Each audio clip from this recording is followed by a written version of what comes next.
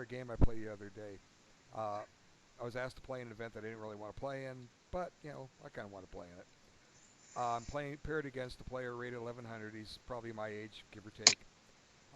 So what that basically means is he never got good at chess, but he's got some experience, and he did beat a 1500 player in the first round. So I have black, and I just play my usual stuff, and I think I spent about 10 minutes on the game, maybe a little bit more.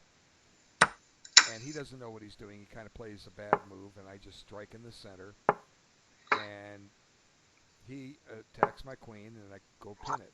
Now, there's something kind of remarkable here. I'm sometimes, when we make mistakes, we tend to repeat them.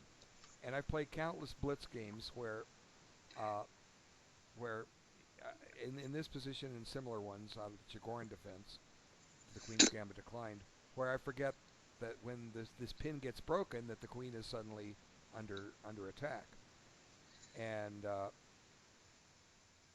so I take, and he gives it some thought, and he castles, and I don't even see my queen as hanging. Okay, I don't even see my queen as hanging. Now, simply, the black should win this. Just play bishop takes, and white can take with the queen because of the pin, or he can take with the pawn. But I'm going to end up bagging a pawn and giving white some permanent weaknesses. One way or the other, he's going to be down a pawn and have messed up pawns. But me being me, I don't even see my queen as attacked, and I attack his queen. And I didn't even see my queen was on the take until he took it, and I just groaned. Well, at least I'm on his queen. And I'm not going to sit here and prove too much why white has a winning game. The purpose of this lesson, or this video, is to show you how to fight back. And black has a very interesting dilemma here. For the moment, black is down a piece. Well, the first thing you have to admit when you're in this position like this is, hey, guess what? I'm losing. And you have two choices. You can resign right now and go home and get over your loss, or you can fight it out. Now, what's the best way to fight it out? Well, from a material point, let's consider one safe move is to play bishop d6. This guards against the threat of knight takes c7. Right. But what's going to happen is black just preserves his bishop, or white preserves his bishop. He'll park it on g5 or d2. And I only have a pawn compensation for the piece. Development is about even. And I'm going to lose this against even an 1100 player. I'm going to lose this. So, but I've already said I'm losing. So I've got to find some way to try to complicate things. So what I did was I took his bishop. Now, naturally, he forks my king and rook. Now, the next question is, how do I proceed here? Well, I can play king to one of those squares. He takes my rook, and then I can start marching my king over. I pretty much have to because of this deadly discover check keeping me out of c8. But the problem with doing this move, here I'll just show it, is that doesn't matter. Even though I'm down the exchange, I've got no play here, and white's going to win this. White will just develop his pieces. I have no play, no activity whatsoever. I'm just going to get ground out.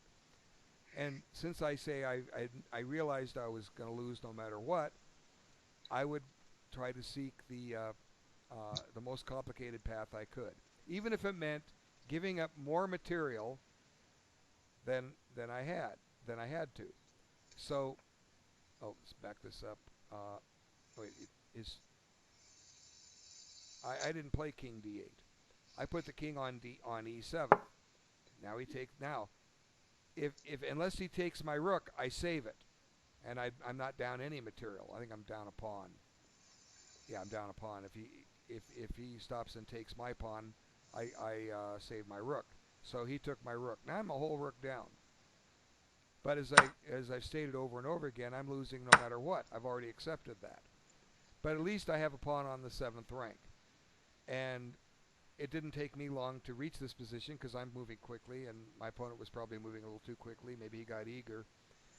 Now, again, the purpose of this is not to show how white could have won. I spent a lot of time on that. But what white needs to play is knight h3 and just pile up and surround the pawn, and I can call it a night. But he plays the natural move, knight f3. And so if I'm going to have any chance of doing anything here, I got to get developed. So I play knight f6. And now I'm a threatening rook takes knight. So he doesn't want to lose his knight. And now he's got an escape square. So I'm pretty much forced to shut that off. Now he tries to create a new escape square. He moves his bishop, and unfortunately that knight's going to get out. So as I said, all I can do is complicate things. And naturally he gets his knight out of danger. And now my knight's loose. And the problem with putting it on a5 is the fact that he can kick, and if my bishop goes to protect the pawn, I'm going to get forked. So I have to go back to this ugly square. And like I say, for what it's worth, I'm busted. I'm down a rook, but I've got a pawn on the 7th rank, and I haven't had to go home yet. And it's up to my opponent to win this game. So he chooses rook d4, attacking my bishop, which helps me in a way, gets my bishop where I want it, securing the powerful pawn on f2. And then he gives a check with the rook. And I don't want to go to d7 because this invites a knight check. So I come up and attack his bishop. And he marches his other rook into play. Now he's threatening bishop takes check. I could move the king, but but I've got to get this knight into play, so I found a way to do it. f5. And because anytime I move the knight, he's just going to take it and wear me down by exchanging pieces. So this gives him a chance to win a pawn, and he does. Now I put my king on c7. There's a trap. I'm trying to induce him to come down to the 7th rank, because then, even though it's with check, he's got to remember that my pawn is getting ready to queen. But he doesn't do the check. He takes here. But now, voila, my knight has an escape route. Knight f7. Now I can get my knight out without him exchanging it. And I'm down a rook and a pawn. No, I'm not down a pawn. I'm just down a whole rook. I had a pawn compensation for it, but I no longer.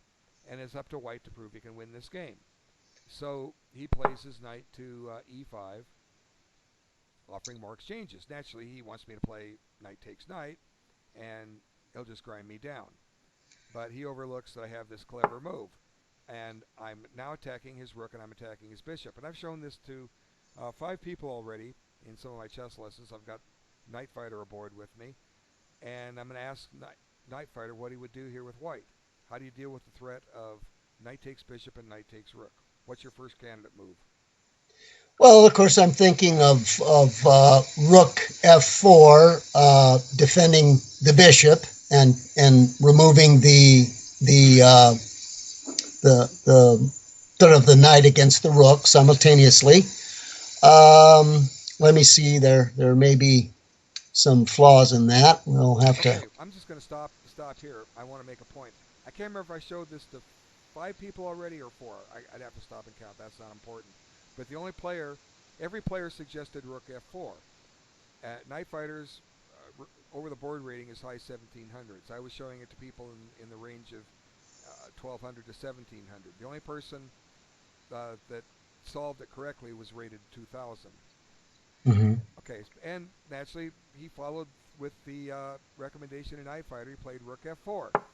Well, there's a big problem with rook f4. Bishop checks. Oops. Yeah. So Well, that's why I was. Yeah. king goes over. Now I take the rook. Now suddenly white's in a little bit of a pickle here.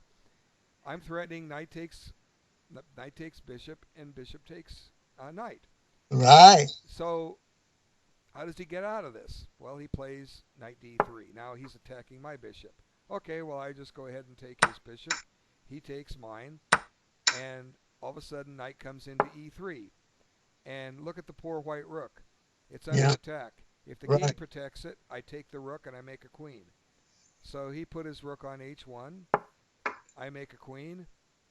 And suddenly, in the span of just a few quick moves, I've gone from a rook down to a rook ahead, and I won this game with a back rank mate in about 4 or 5, 6 moves. I'm not going to show the rest. It's not important. So at least five people have made this blunder, including the player that played this game. And like I say, the only reason I won is, was because I made the game as difficult as I could with what little I had left. Had I chose to be a piece down or been the exchange down, I wouldn't have had any play. And the important thing was that I knew that I was lost no matter what. I gave my opponent the most chances to mess up, and the most chances he had to mess up was where I sacrificed more material than I had to. So, for what it's worth, if you can duplicate this kind of thinking in your games when the games turn sour on you, you may pull a few rabbits out of your hat too. Thanks so much for your time.